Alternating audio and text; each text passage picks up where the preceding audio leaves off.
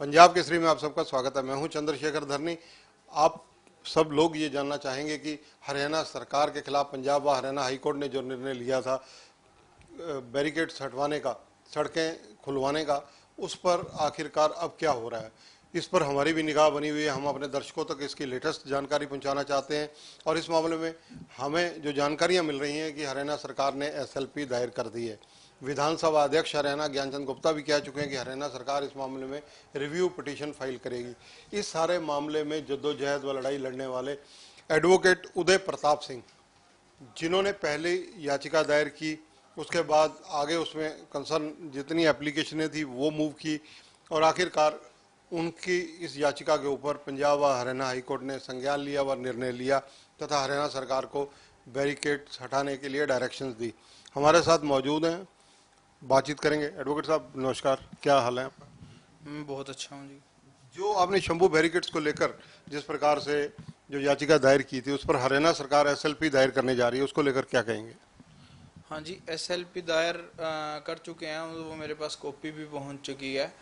और जो 10 तारीख को मैंने ऑर्डर कराया था वो एसएलपी उसको चैलेंज करते हुए है। शंभू बॉर्डर खुलवाने का हमने 10 तारीख को ऑर्डर कराया था, जिसकी जो इनिशिएट हुआ था 28 मई की हियरिंग से, जब honourable Punjab and Haryana high court में हमने आर्ग्यू करा कि पिछले 6 महीने से शंभू बॉर्डर बंद पड़ा है, जिसकी वजह से बड़ी इनकन्वीनियंस क्रिएट हो रही है और जो किसानों को भी उनके मूलभूत अधिकारों को एक्सरसाइज करने से रोक रहा है। और इस पे जज साहब ने स्टेट ऑफ हरियाणा को बोला कि ये पिछले 6 महीने से बंद पड़ा है, इसको आप क्यों नहीं खोलते।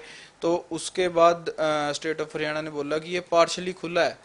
तो हमने इस बात को ऑब्जेक्ट किया, फिजिकल एविडेंस दिया कोर्ट के अंदर। तो जज साहब ने हमारे एविडेंस को कंसीडर करते हुए स्टेट ऑफ हरियाणा से स्टेटस सीख किया बाय वे ऑफ एफिडेविट।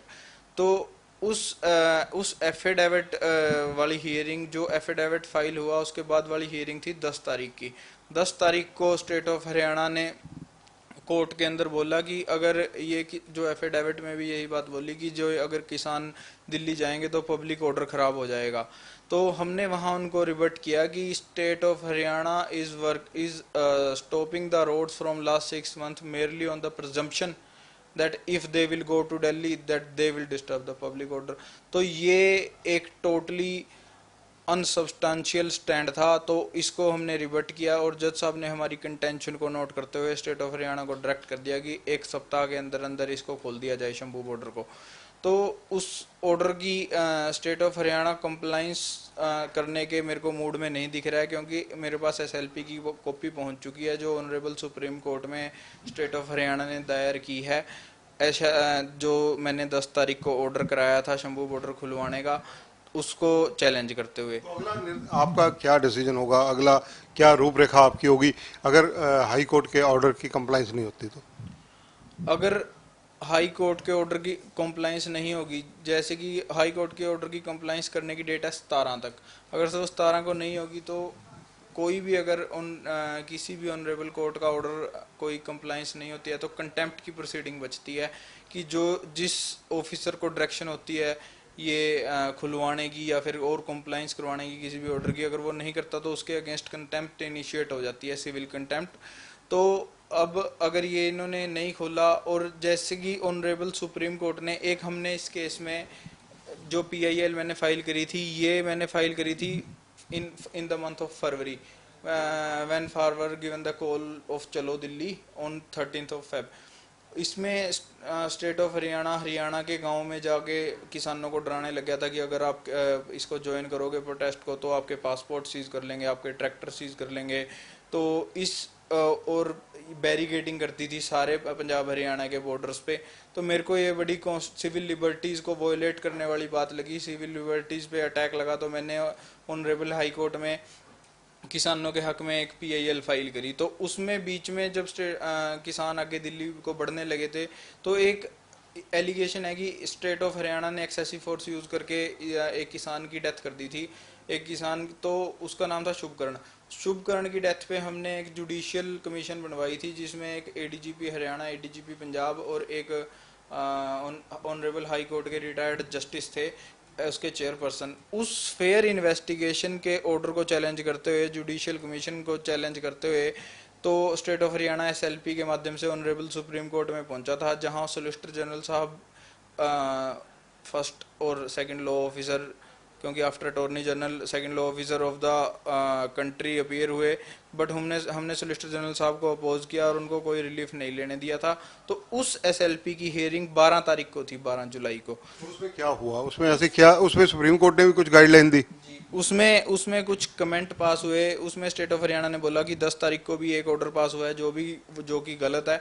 हमने इस बात को रिबट किया और जज साहब के कुछ कमेंट बड़े इंटरेस्टिंग थे।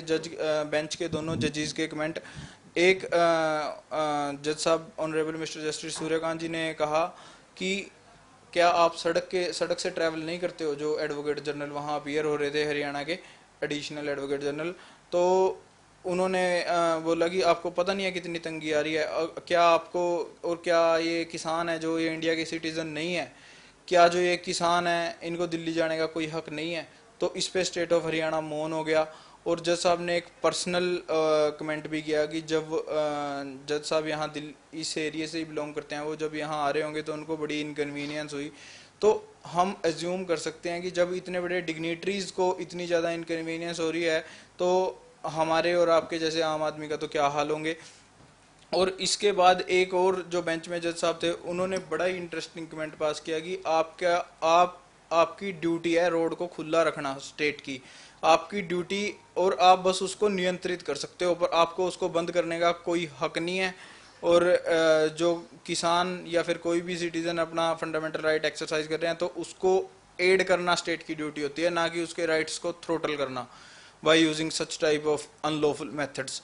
तो सुप्रीम कोर्ट ने अपनी इंटेंशन 12 तारीख को क्लियर कर दी थी। ऑनरेबल मिस्टर जस्टिस सूर्यकांत जी ने कहा भी था कि आप एसएलपी क्यों फाइल कर रहे हो, जाके उसको 1 हफ्ते का टाइम है, उसको खोल लो। But state of Haryana persistent रहा, उसमें एसएलपी उन्होंने फाइल किया है। तो हम एश्योर करते हैं कि हम किसानों का हक पहले भी जहाँ जैसे हमने प्रोटेक्ट किया है, और आगे जाके भी हम किसानों का हक ऑनरेबल सुप्रीम कोर्ट में भी प्रोटेक्ट करेंगे, और इनको 18 या 19 तारीख को कोई रिलीफ नहीं लेने देंगे। आपका स्टैंड क्या रहने वाला है, क्योंकि कानूनी दाव पेच है, एक तरफ आम जनता पिस रही है, सड़कें जाम है, किसान कई बार रेल ट्रैक बंद कर चुके हैं। क्या इन कदमों को देखते हुए आप किन चीज़ों की सुप्रीम कोर्ट से या हाई कोर्ट में आगे पैरवी कर सकते हैं? इसमें हम कॉन्स्टिट्यूशनल पॉइंट्स पे रहेंगे। कॉन्स्टिट्यूशन का आर्टिकल 1 कहता है कि India that is Bharat is union of states. तो अगर तो and the citizen living in any part of the India has all the right to move to other part of India without any unreasonable restriction. तो इसमें article 19 इन picture आ जाता है। Article 19 कहता है right to assemble, right to form association, right to move. तो ये कुछ अधिकार हैं जो हम इंडिया में जन्म लेने की वजह से खुद लेके ही पैदा होते हैं, क्योंकि हमारे फोर फादर्स ने 1949 में हमको एक कानून से बांधा था, जो सुप्रीम लॉ ऑफ लैंड है, जिसको हम कहते हैं कॉन्स्टिट्यूशन ऑफ इंडिया। उन्होंने बोला था we the people of India solemnly resolve India into sovereign socialist democratic republic and ensure to all its citizens justice, liberty, equality and fraternity. Justice includes social, economic and political, and social economic justice encompasses the provision that farmer have right to minimum spot price as other workers are getting in the form of minimum wages act, laborers are getting, or in the form of MRP is the maximum, but industries are getting, the other wings are getting the minimum, or we can say maximum of their price, but the farmers are not getting the minimum spot price, and their demand is quite good in demanding, and their demand is totally justified as per me. So, and government should rethink. It will not only help in enriching the farmer, it will help in developing the nation as as there are more than 50% of the population depending on agriculture. If they have income, they will spend more, their purchasing power will increase, and so the growth of industry will increase and nation will grow. MRP को लेकर किसान जो अपना आंदोलन कर रहे हैं, MSP को लेकर, वो एमएसपी की डिमांड किसानों की पूर्णतः जायज़ है। इसके अलावा अगर बात की जाए, भारत एक संघीय देश है और प्रदेशों के इस जो विभिन्न संघ हैं उनसे एक राष्ट्र बनता है, ऐसा मानना है एडवोकेट का। और इनका कहना है कि सुप्रीम कोर्ट में ये हरियाणा सरकार की एसएलपी के खिलाफ जो पूरी तरह से पैरवी करेंगे और कंटेम्प्ट ऑफ कोर्ट में भी अगर जाना पड़ा तो ये जा सकते हैं। कैमरामैन संजय सिंह के साथ चंद्रशेखर धरनी, पंजाब केसरी टीवी, चंडीगढ़। हमसे जुड़े रहने के लिए हमारे YouTube चैनल को सब्सक्राइब करें और नई वीडियो की नोटिफिकेशन के लिए बेल आइकॉन को दबाएं। अगर आप ये वीडियो Facebook पर देख रहे हैं तो लाइक जरूर करें और ज्यादा से ज्यादा शेयर करें। धन्यवाद।